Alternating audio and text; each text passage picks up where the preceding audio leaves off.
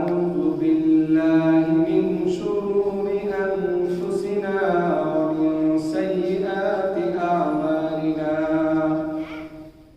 من يهده الله فلا مضل له ومن يضلله فلا هادي له ونشهد أن لا إله إلا الله وحده لا شريك له وأشهد أن محمدًا عبده ورسوله فقد قال الله تعالى في كلامه المجيد والفرقانه الحميد وما كان المؤمنون لينفروا كافة فلولا نفر من كل فرقة منهم طائفة ليتفقهوا في الدين ولينذروا قومهم إذا رجعوا إليهم لعلهم يحذرون. وقال الله تعالى في كلامه المجيد والفرقانه الحميد إنما يخشى الله من عباده العلماء. وقال رسول الله صلى الله عليه وسلم عن ابن عباس رضي الله تعالى عنه قال قال رسول الله صلى الله عليه وسلم فقيه وأشد على الشيطان من 1000 عابد أو كما قال عليه الصلاة والسلام. عن أنس بن مالك رضي الله تعالى عنه قال قال رسول الله صلى الله عليه وسلم من خرج في طلب العلم فهو في سبيل الله حتى يرجعا أو كما قال عليه الصلاة والسلام.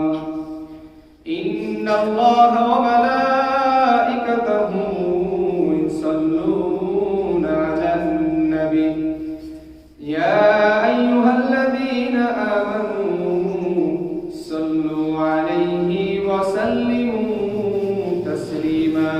إبراهيم اللهم صل على محمد وعلى آل محمد كما صليت على إبراهيم وعلى آل إبراهيم إنك حميد مجيد.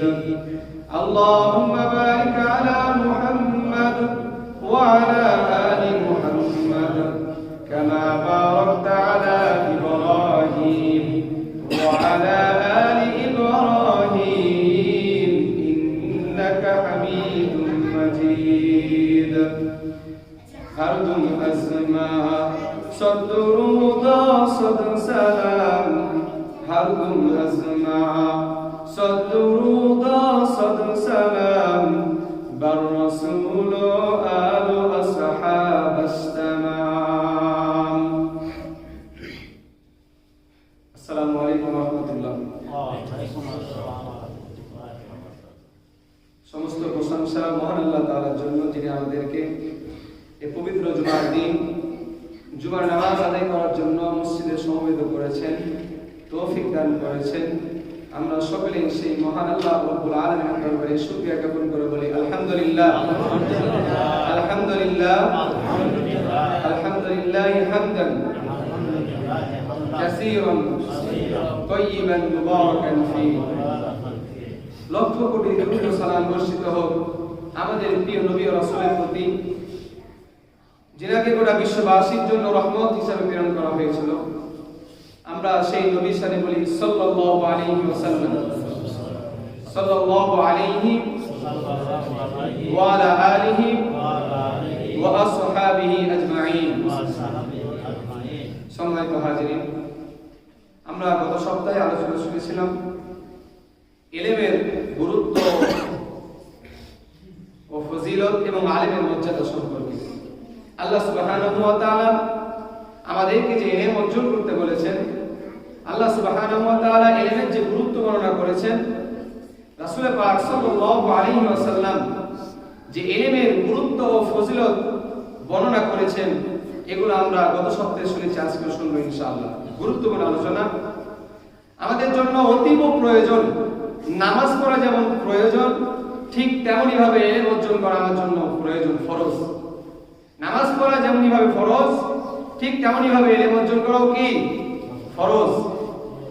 আল্লাহ সুবহানাহু ওয়া তাআলা সূরাতুত তাহা, সূরাতুত আত-তাওবা হাদিস আয়াত নম্বর 122 নম্বর আয়াত, আল্লাহ সুবহানাহু ওয়া তাআলা বলেন, ওয়া মা কানাল মুমিনুনা লিয়ানফিরু কাফা ফালাউলা নাফারা মিন কুল্লি ফিরকাতিন মিনহুম তাইফাতুল লিয়াতাফাক্কাহু ফিদ-দীন ওয়া লিয়ুনযিরু কওমাহুম ইযা রাজাউ ইলাইহিম লাআল্লাহুম ইয়াহজারুন।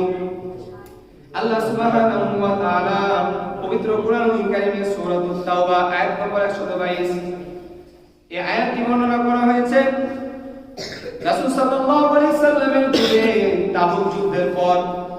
তাবুক যুদ্ধে যে সকল মুসলমান বিভিন্ন কারণে যুদ্ধে অংশগ্রহণ করতে পারেন নাই, তাদের ব্যাপারে যখন সতর্কবাণী অবতীর্ণ হলো এবং আল্লাহ রাসূল সাল্লাল্লাহু আলাইহি ওয়াসাল্লাম যখন তাদেরকে শাস্তির বার্তা জানালেন, শাস্তি সম্পর্কে বললেন যে তোমরা কেন জিহাদে যাওনি, কেন তোমরা যুদ্ধে অংশগ্রহণ করনি, আল্লাহ সুবহানাহু ওয়া তাআলা এবং রাসূল সাল্লাল্লাহু আলাইহি সাল্লামের এই শাস্তির কথা বলার পর যখন রাসূল সাল্লাল্লাহু আলাইহি সাল্লাম একটি ক্ষুদ্র দলকে যুদ্ধের জন্য বের হতে বললেন, তখন সাহাবায়ে কেরাম, সকল সাহাবায়ে কেরাম সকলে একসাথে বের হয়ে যাচ্ছিল। তখন আল্লাহ সুবহানাহু ওয়া তাআলা আয়াতটি নাযিল করে বলেন, ওয়া মা কানাল মুমিনুনা লিয়ানফিরু কাফা, মুমিনদের জন্য, সমস্ত মুমিনদের জন্য একযোগে যুদ্ধে বের হয়ে যাওয়া, অভিযানে বের হয়ে যাওয়া এটা সঙ্গত নয়। কেন কেন কেন? ফালাউলা নাফারা মিন কুল্লি ফিরকাতিন মিনহুম, তাদের মধ্য থেকে, তাদের প্রত্যেক দলের মধ্যে থেকে কিছু অংশ তোমরা যুদ্ধে বা অংশগ্রহণ করার জন্য বের হও, এবং তাইফাতুল লিয়াতাফাক্কাহু ফিদ-দীন, এবং তাদের মধ্যে থেকে কিছু অংশ তোমরা লিয়াতাফাক্কাহু ফিদ-দীন, তোমরা দ্বীনি ইলম অর্জন করো। সুবহানাল্লাহ। আল্লাহ সুবহানাহু ওয়া তাআলা পবিত্র কোরআনুল কারীমে নির্দেশ দিচ্ছেন যে তোমরা লিয়াতাফাক্কাহু ফিদ-দীন, তোমরা দ্বীনের জ্ঞান অর্জন করো। তোমরা ইলমে ওহী, ইলমে হাদিস অর্থাৎ দ্বীনি ইলম বলতে আমরা যা বুঝি, তোমরা দ্বীনি ইলম শিক্ষা করো। আল্লাহ সুবহানাহু ওয়া তাআলা আমাদেরকে নির্দেশ দিচ্ছেন। এই লিয়াতাফাক্কাহু ফিদ-দীন এর সম্পর্কে একটা আয়াত, একটা হাদিস রাসূল পাক সাল্লাল্লাহু আলাইহি সাল্লাম বলেন, সুনান ইবনে মাজাহ শরীফের হাদিস, তালাবুল ইলমি ফরিদাতুন আলা কুল্লি মুসলিম। আমরা প্রত্যেকেই জানি এই হাদিসটা যে আল্লাহ রাসূল সাল্লাল্লাহু আলাইহি সাল্লাম বলেছেন যে প্রত্যেক মুসলমান নারীর উপর ইলম অর্জন করা ফরজ। ইলম অর্জন করা কি ফরজ? ফরজ ইলম কয় প্রকার? দুই প্রকার। কয় প্রকার? এক নম্বর হচ্ছে ফরজে কিফায়া, দুই নম্বর হচ্ছে ফরজে আইন। এক নম্বর কি? ফরজে কিফায়া, দুই নম্বর ফরজে আইন। খুবই গুরুত্ব সহকারে শুনি, আমাদের প্রয়োজন, সমাজে, বর্তমান সমাজে খুবই প্রয়োজন। এক নম্বর হচ্ছে ফরজে কিফায়া। ফরজে কিফায়া হচ্ছে এই যে লিয়াতাফাক্কাহু ফিদ-দীন, দ্বীনের গভীর জ্ঞান অর্জন করা, বিজ্ঞ আলেম হওয়া, কোরআন হাদিস গবেষণা করা, কোরআন হাদিস থেকে হুকুম আহকাম বের করা, কোরআন হাদিস বিশ্লেষণ করে কোরআন হাদিস থেকে আল্লাহ সুবহানাহু ওয়া তাআলা কি নির্দেশ দিয়েছেন, কি হুকুম করেছেন, কি নিষেধ করেছেন, কোনটা হালাল করেছেন, কোনটা হারাম করেছেন ইত্যাদি, রাসূল পাক সাল্লাল্লাহু আলাইহি সাল্লাম কোনটা নিষেধ করেছেন, কোনটা আদেশ করেছেন, এগুলো বের করা, এই ইলম অর্জন করাকে বলা হয় যে বিজ্ঞ আলেম বা কোরআন এবং হাদিস নিয়ে গবেষণা করে। এই ধরনের ইলম অর্জন করা হচ্ছে ফরজে কিফায়া। এই ধরনের ইলম অর্জন করা কি ফরজে কিফায়া। কারণ আপনি বলেন তো, সবাই কি কোরআন হাদিস নিয়ে গবেষণা করতে পারবে? এটা কি সম্ভব? যদি এটা চাপিয়ে দেওয়া হতো তাহলে এটা আমাদের জন্য জুলুম হয়ে যেত, আমাদের জন্য এটা ভারী হয়ে যেত। আল্লাহ সুবহানাহু ওয়া তাআলা আমাদের জন্য ফরজ করেছেন দ্বিতীয় নাম্বার ফরজ। এক নম্বর তো ফরজে কিফায়া। এই ফরজে কিফায়া যদি একটা মহল্লায়, একটা গ্রামে একজন, দুইজন, পাঁচজন যদি এই ইলম অর্জন করে নেয়, কোরআন হাদিস গবেষণা করে সে শাখা প্রশাখা হুকুম আহকাম বের করতে পারে, তাহলে তার জন্য পুরো গ্রামবাসীকে আল্লাহ সুবহানাহু ওয়া তাআলা উপর থেকে হক আদায় হয়ে যাবে। সুবহানাল্লাহ। আর যদি একটা গ্রামে একটা আলেম না থাকে, তাহলে ফরজ তরক করার জন্য পুরো গ্রাম গুনাহগার হবে। বলেন নাউজুবিল্লাহ। তাহলে আমাদেরকে আমাদের সমাজে আলেম তৈরি করতে হবে না? এক নম্বর। দ্বিতীয় নম্বর ইলম হচ্ছে ফরজ দুই প্রকার বলেছি। এক নম্বর ফরজে কিফায়া, যেটা বললাম। দ্বিতীয় নম্বর হচ্ছে ফরজে আইন। যে ফরজে আইন প্রত্যেক ব্যক্তিকে, প্রত্যেক মুসলমান নারীকে সে ইলম অর্জন করা হচ্ছে ফরজ। আপনি শুনলে আশ্চর্য হয়ে যাবেন যে এই ফরজে আইন, যে ইলম অর্জন করা ফরজ, আমাদের দেশে, আমাদের সমাজে 100%-এর ভিতরে 10%-ও নাই। বলেন নাউজুবিল্লাহ মিন যালিক। কারণ ফরজে আইন কাকে বলে? ফরজে আইন বলা হয় বিশুদ্ধ ইসলামের আকীদা জানতে হবে আমাদেরকে। আমরা কয়জন জানি আকীদা? বলেন তো। আমরা ইসলামে যে বিশুদ্ধ আকীদা রয়েছে আমরা কয়জন জানি? আমরা অনেকে আকীদা সম্পর্কে জানি না, আকীদা অর্থ জানি না। আপনার বয়স 20, 30, 40 হয়ে যাচ্ছে, আপনি ইসলামের বিশুদ্ধ আকীদা সম্পর্কে জানেন না। আপনি কি করলেন আপনার জীবনে? বলেন। আপনি নামাজ পড়লেন, ফরজ ইবাদত করলেন, আল্লাহ সুবহানাহু ওয়া তাআলা যে আপনার উপর ফরজ করে দিয়েছেন ইলম অর্জন করা, আপনি তো এটা করলেন না। আপনি সারা জীবন গুনাহগার থাকবেন। তাহলে বিশুদ্ধ ইলম অর্জন করতে হবে আমাদেরকে, ফরজে আইন। দ্বিতীয় নম্বর হচ্ছে পবিত্র অপবিত্রতা সংক্রান্ত মাসআলা জানতে হবে। বলেন তো আমরা কয়জন জানি? পবিত্রতা হাসিল করতে হবে কিভাবে? আমার শরীরটা অপবিত্র হলো কিভাবে? ও অপবিত্র হয়ে গেলে আমাকে পবিত্রতা অর্জন করতে হবে কিভাবে? আমরা কয়জন জানি? বলেন। এই না জানার কারণটা কি? এই না জানার কারণ হচ্ছে আপনি দুনিয়া নিয়ে ব্যস্ত আছেন। আপনি দুনিয়া নিয়ে ব্যস্ত আছেন, আপনার কাছে আল্লাহ তাআলার আদেশের কোনো মূল্য নেই। আপনি দুনিয়া সব কিছু করতে পারেন, আপনি এই ইলমগুলো অর্জন করতে পারবেন না। আপনি যে সেক্টরে কাজ করেন ওই সেক্টরে তো আপনার ইলম আছে, আপনার জ্ঞান আছে ওই ইলম সম্পর্কে, তবে আপনার এই ইলম সম্পর্কে জ্ঞান নেই। কেন? কারণ আপনি চাহিদা নেই, আপনার ইচ্ছা নেই, আপনি জানার চেষ্টা করেননি। এই যে আল্লাহ সুবহানাহু ওয়া তাআলা বলতেছেন যে তোমাদের জন্য লিয়াতাফাক্কাহু ফিদ্দীন তলাবুল ইলমি ফারিদাতুন আলা কুল্লি মুসলিম, প্রত্যেক মুসলমান নর নারীর উপর ইলম অর্জন করা ফরজ। আপনি বলেন তো বুকে হাত দিয়ে আপনি কয়দিন ইলম অর্জন করার জন্য সময় ব্যয় করেছেন? একটু আফসোস করেন, এখনো সময় আছে। একটু চেষ্টা করেন, এখনো সময় আছে। এখন থেকে যদি আপনি ইলম অর্জন করতে লাগেন, যা শিখবেন এটা আপনার জন্য পরকালে সাক্ষী হয়ে যাবে। সুবহানাল্লাহ ওয়া বিহামদিহি। আল্লাহ সুবহানাহু ওয়া তাআলা বলেন যে তোমরা লিয়াতাফাক্কাহু ফিদ্দীন, তোমরা ইলম অর্জন করো। আমি বলেছি ফরজ ইবাদত কয় প্রকার? দুই প্রকার। এক নম্বর ফরজে কিফায়া, সমাজে একজন, দুইজন, পাঁচজন বিজ্ঞ আলেম থাকলে হক আদায় হয়ে যাবে।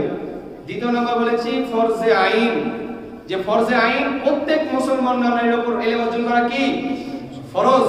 তার ভিতরে এক নম্বর হচ্ছে বিশুদ্ধ আকীদা জানতে হবে আমাদেরকে, বিশুদ্ধ আকীদা। আমরা আকীদার অর্থই জানি না, আমরা কি বিশুদ্ধ আকীদা জানি? একটু আফসোস হয় না? বলেন। আপনি মুসলমান, আপনি পরিচয় দিচ্ছেন আমি মুসলমান, অথচ আপনি ইসলামের আকীদা সম্পর্কে আপনার কোনো ধারণা নেই। আপনার পবিত্রতা অপবিত্রতা সংক্রান্ত আপনি কোনো মাসালাই জানেন না। আপনি নামাজ সংক্রান্ত কোনো মাসালাই জানেন না। আপনি নামাজের মধ্যে কয়টা ফরজ এটাই জানেন না। আপনি কিভাবে মুসলমান নিজেকে দাবি করছেন বলেন তো? আল্লাহ রাসূল সাল্লাল্লাহু আলাইহি ওয়াসাল্লাম বললেন যে প্রত্যেক মুসলমানের উপর, নর-নারীর উপর ইলম অর্জন করা ফরজ।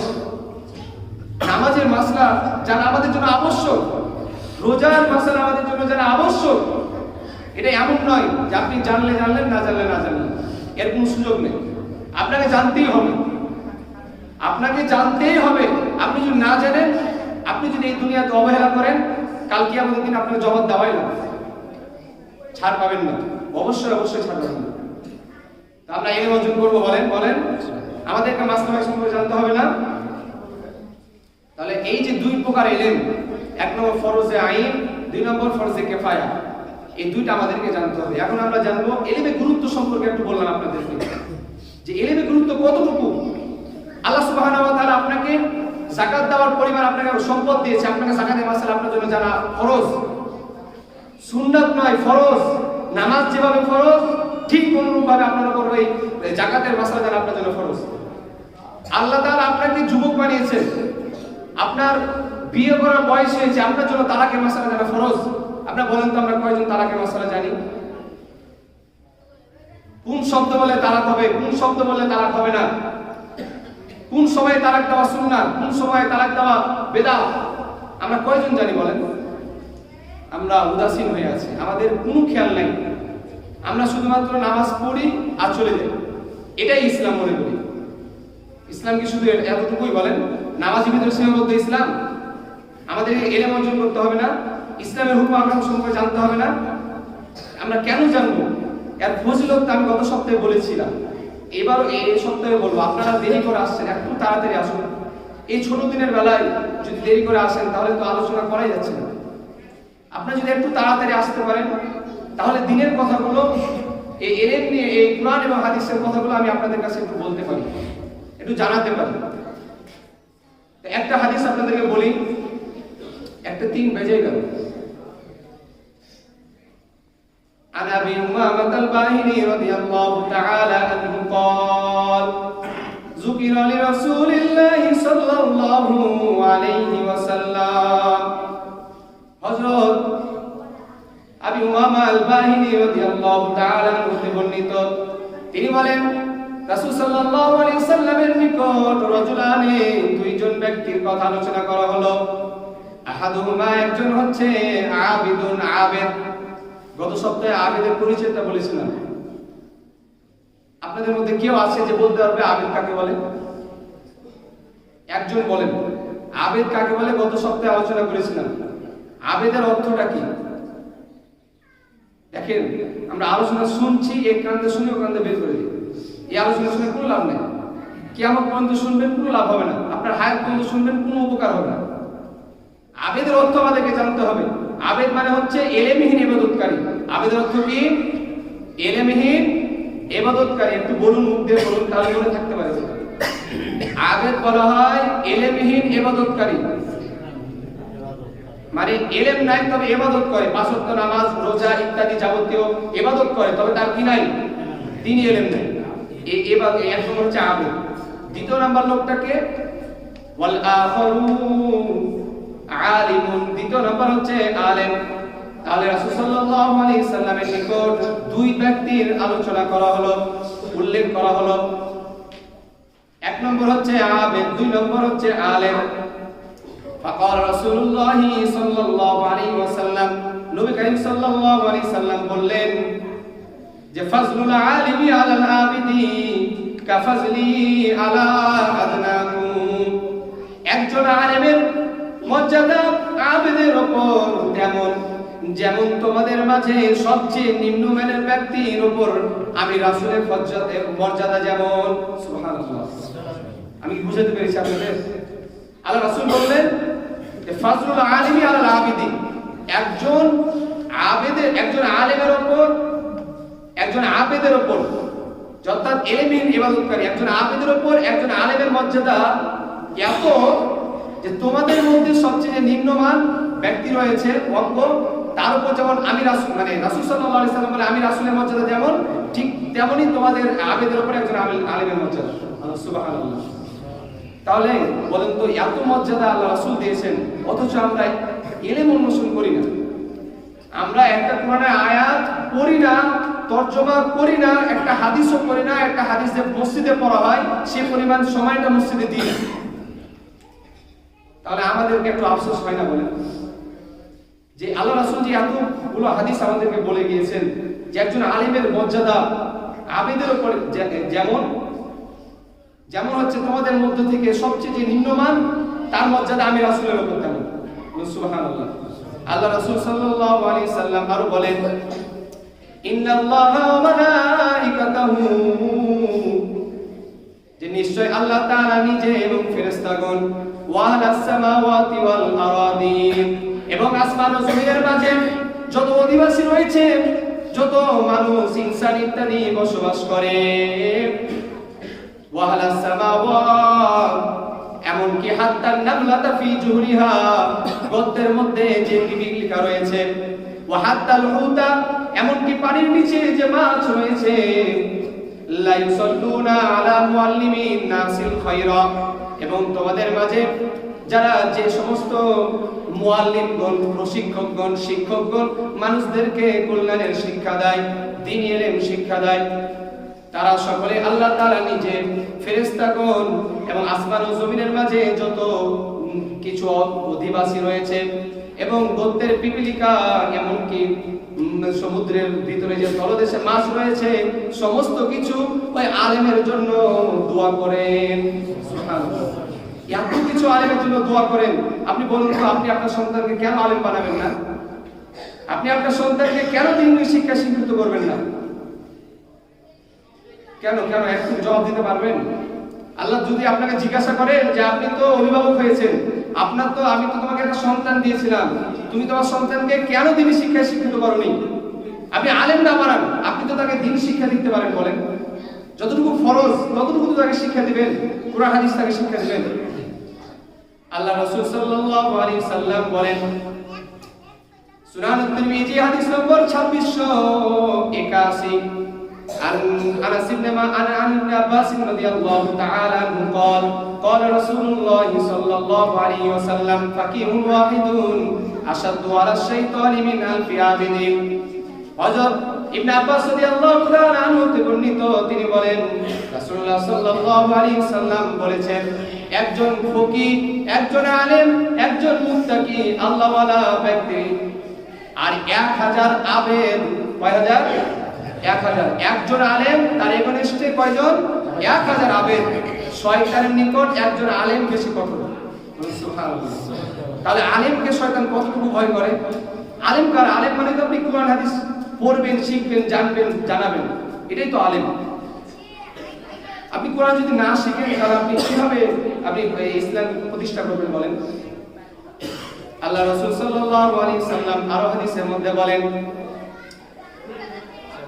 عن أنس بن مالك رضي الله تعالى عنه قال قال رسول الله صلى الله عليه وسلم من خرج في طلب العلم فهو في سبيل الله حتى يرجع। হযরত আনাস ইবনে মালিক রাদিয়াল্লাহু তাআলা আনহু হতে বর্ণিত, তিনি বলেন রাসূলুল্লাহ সাল্লাল্লাহু আলাইহি সাল্লাম ইরশাদ করেছেন, মান খারাজা ফি তালাবিল ইলমি, যে ব্যক্তি ইলম অন্বেষণের জন্য বের হয়, যে ব্যক্তি ইলম অন্বেষণ করার জন্য বের হয়। আপনি বের হওয়াটা যেখান থেকে ইচ্ছা নিতে পারেন, বাড়ি থেকে বের হয়, মোড় থেকে মসজিদে আসে নামাজ পড়ার জন্য, জুমার আলোচনা শোনার জন্য, মসজিদে আসে বা মাদ্রাসায় যায় ইলম অন্বেষণ করার জন্য। যে ব্যক্তি ইলম অন্বেষণ করার জন্য বের হয়, আল্লাহ রাসূল বলেন ফাওয়া ফি সাবিলিল্লাহি হাত্তা ইয়ারজিয়া, সে বাড়িতে ফিরে আসা পর্যন্ত সে আল্লাহর রাস্তায় আছে বলে গণ্য হয়। বলুন সুবহানাল্লাহ।